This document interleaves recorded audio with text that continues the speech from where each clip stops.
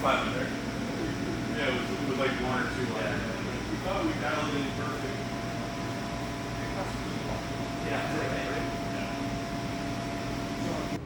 Charging is complete. The test will commence in 4 seconds. 3, 2, 1.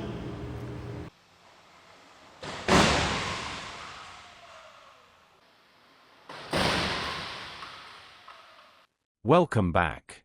In this video, we take a closer look at the 2025 Tesla Cybertruck crew cab pickup and its latest crash test results from the Insurance Institute for Highway Safety. Starting with a key update, Tesla reinforced the truck's lower front structure in models built after April 2025. This change made a big difference, helping the Cybertruck achieve a good rating in the updated moderate overlap front crash test. Crash performance for the driver was excellent across the board. Head, neck, chest, thighs, legs, and feet all earned top marks. Rear passenger protection was also strong for head and neck, though the chest showed only moderate protection. Seat belts and restraints in the back performed reasonably well, with no dangerous belt slippage observed. Moving to safety technology, Tesla's standard pedestrian front crash prevention system scored a good rating, successfully avoiding collisions in both daytime and nighttime scenarios.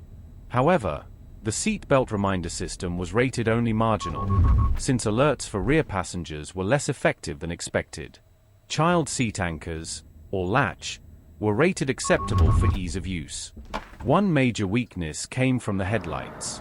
Across all trims, they received a poor rating due to excessive glare and limited visibility, especially around curves and road edges at night. This remains a critical area for improvement. What do you think? With better headlights, could the Cybertruck become one of the safest trucks on the road? Don't forget to like, subscribe, and share your thoughts in the comments below. Thanks for watching, and see you next time.